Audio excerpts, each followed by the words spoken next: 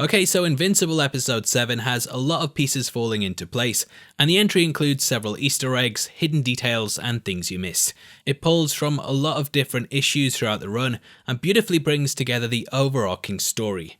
These different plot points include the end of issue 9, which saw the resurrection of the Immortal, issue 10, which had Nolan fighting a giant Kaju before he was attacked by the character, issue 0, which weirdly came after 22, had Mark tell Amber of his true identity. There's also the secret origins of the Immortal, which appears, and issue 34 and 5, in which we see Robot, or rather Rudy, getting put into a new body. Now, if you've just heard me list off those numbers like some big geek at a comic store, then you've probably noticed that they happened years apart in the original series. This episode combines a lot of big story moments, but it also adds some amazing new changes in it that take the story in a really interesting direction. We open with Debbie waking up to find her husband gone, and unlike the books, she's now well aware of the monster she's married. In the original work, she didn't discover his darker side until much later on, when it was revealed to the world. Like Cecil, she is starting to truly suspect how evil he is at this point, but similar to him, they're both keeping it hush. They both know Nolan is the most dangerous man on Earth, and therefore have to be cautious in order to not arouse suspicion. Cut to Mark and Co, who are travelling home from Upstate University, and I can't believe that last week I missed that D.A. Sinclair was voiced by Ezra Miller. In addition to this, Justin Roiland, who voices Rick in Rick and Morty, also voiced Doug Cheston, which I should have recognised just by the burp. Now we catch Adam Eve exhausted in her treehouse and see her drinking from a coffee mug with TT written on it. This stands for Teen Team, the group that she was originally a member of. In issue 22 of the comics, the character flew to Africa to help out there, but in the series, she's remained in America. However, the treehouse itself is still based on an African design, giving a little nod to the comics. In issue 32, she and Mark sat on the roof of her home there, and though the character doesn't join her at this point, it does sort of happen towards the end of the episode when the pair have a conversation at a waterfall. At the Graysons, Debbie lists off the theories that I'm sure many fans have had over the last couple of weeks, especially the ones who don't know the twist. She believes that Nolan could have been brainwashed, or that the family might be being held to ransom, and it's nice that the show second-guessed what the viewers would think. Nolan's ego here is definitely his downfall, and after I was curious as to why he just didn't toss the costume into the sun or hide it somewhere on the planet, he says part of him wanted to have it discovered. Nolan is bearing a great big secret that we'll discuss in the more spoiler heavy part of the video at the end, but he's clearly living on borrowed time. Debbie tells him to get out, which is completely different to the original work, as in that the pair were happily married until Mark discovered the truth. Nolan leaves by flying through the roof, and this sign of aggression is clearly used to intimidate her. After punching several holes in the house, he's finally left it through one, showing that he would rather destroy the home he's built than have the truth come out. Juxtaposing this, Mark does the opposite with Amber, and realising that they will likely break up if he doesn't come clean, he reveals that he's invincible. Now the conversation goes in the complete opposite direction to how it did in issue 0. Leading up to that, Amber had suspected that Mark was a drug dealer or something, and she was very much over the moon to learn that he was a superhero. Here though, Amber reveals that she already knew about it, and that she's furious over the fact that he's lied to her for so long. Mark, like Nolan, too leaves, showing that they can't do right for doing wrong. Women, eh? I'm just kidding, ladies, you know I love you. Now, I've just realised that I've not revealed myself yet, and if this is your first time here, then welcome to the Heavy Spoilers Show. I'm your host Paul, and we do videos like this each and every day, so if you love Invincible, then you need to stay locked to the channel. Please click the thumbs up button if you've been enjoying the breakdown so far, and don't forget to subscribe so that you don't miss our coverage on the finale. Anyway, back at the Guardians HQ, Monster Girl has recovered from her surgery, and she gets a warm welcome from the rest of the team. Rexplode has put her face on milk cartons, and even gone so far as to replace the stuff inside with beer. Monster Girl seems quite taken by him, and this speaks to why Robot decides to clone his body. We also learn that Black Samson has had his powers return, which will be interesting to see later on in the series. Elsewhere, the Maulers are confronted by Robot, who seemingly has started to malfunction. The character's true body has been transported across to them, and we finally get it confirmed that he is actually the person in the tank. Robot, or rather Rudolph Connors, has a link-up drilled into his head, and through this he's able to control the orange drones that we've seen throughout the series. After hearing of Monster Girl's plea to be normal, this inspired him to take his own measures to free himself of his body, and this is why he enlisted the help of the Maulers. I don't know if I'm reaching here, but I do get a lot of Stephen Hawking vibes from the character, as he was a genius scientist that, unfortunately due to a disability, was confined to live a certain way.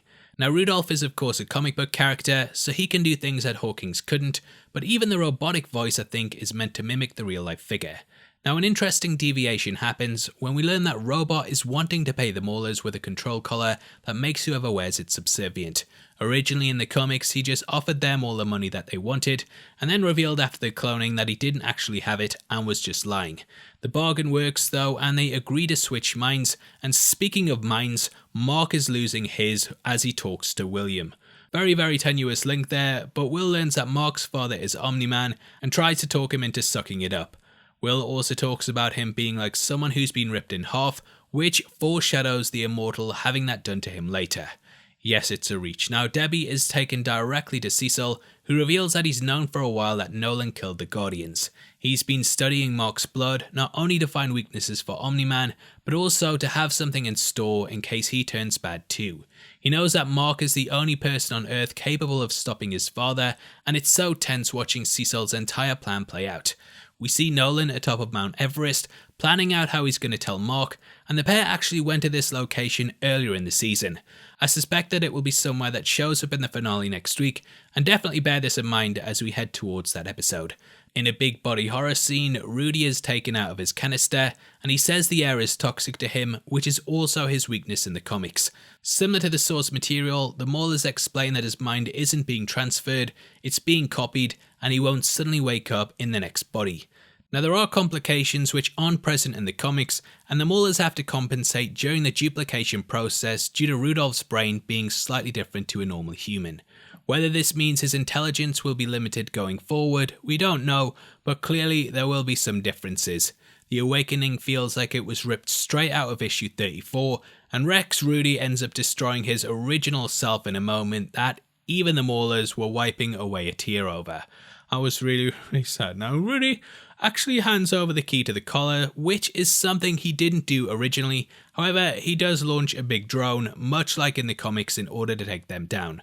Now the Maulers, to my surprise, don't get arrested. In the original work they were sent back to prison, but here Rudy is called away and thus they're able to operate freely.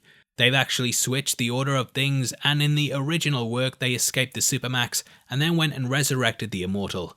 It was much later that they were called in to help Rudy, and when the work was done they were captured once more.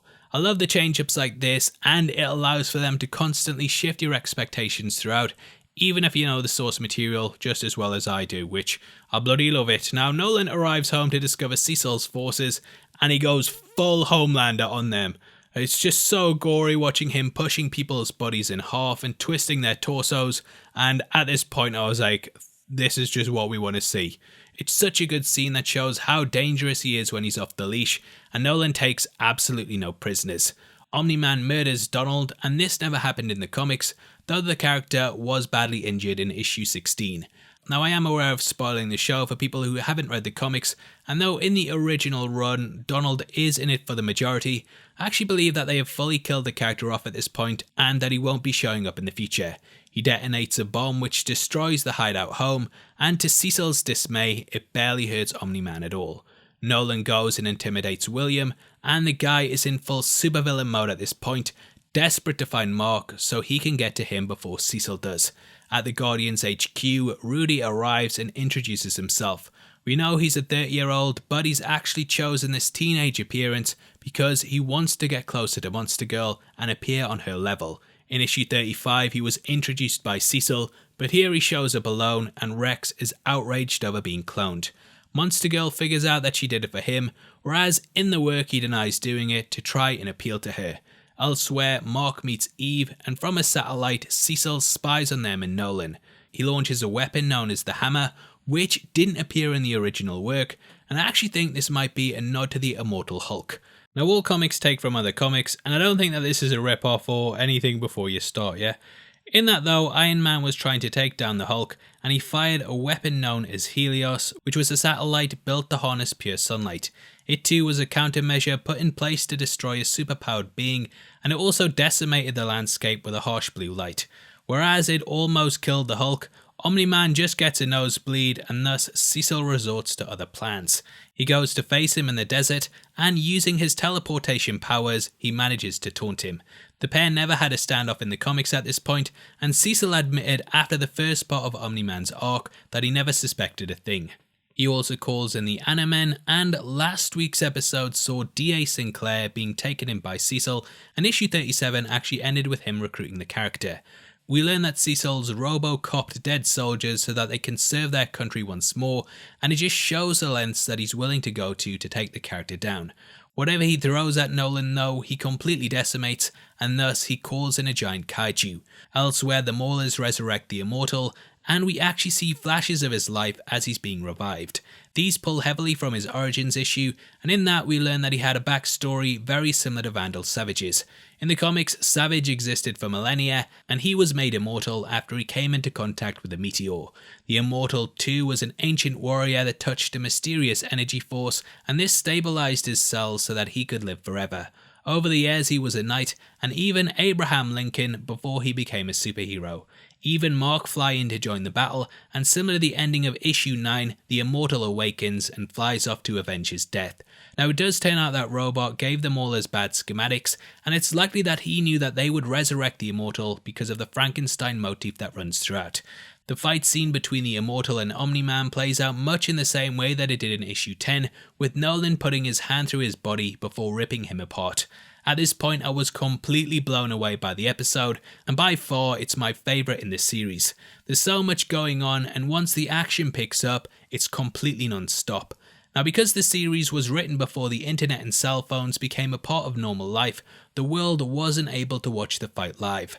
However, here Omni-Man's battle is broadcast across the planet, and this also means there's no going back when it comes to keeping his plan under wraps. He will have to reveal it next week, and we all can finally talk openly about it.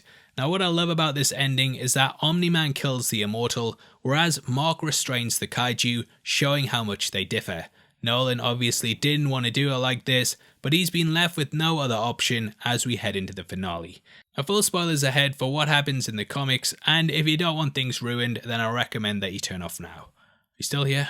Good. Well, turns out that Viltrum isn't the kind and loving civilization that we've come to believe it is. After they rooted out all the weak ones in their society, they decided to enact a new order upon the world, and thus send out their conquerors across the universe.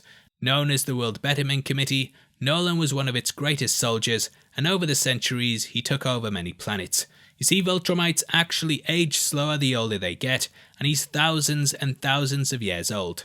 When Viltrum's forces became stretched too thin because they'd conquered so much, they decided to try a new plan of attack, a Trojan horse if you will.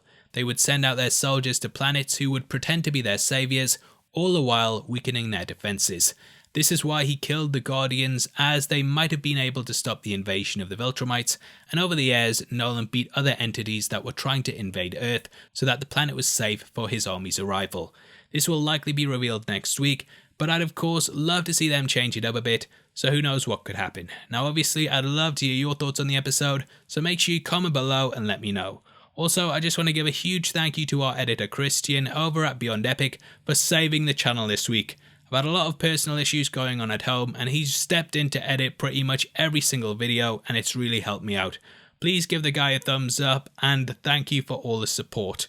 Now if you want something else to watch, then make sure you check out our breakdown of the finale of Falcon and the Winter Soldier, which will be linked on screen right now. We've gone over the entire last episode from top to bottom to discuss everything you need to know about it, so it's definitely worth watching right after this. With that out of the way, thank you for sticking through the video. I've been Paul, and I'll see you next time. Take care. Peace.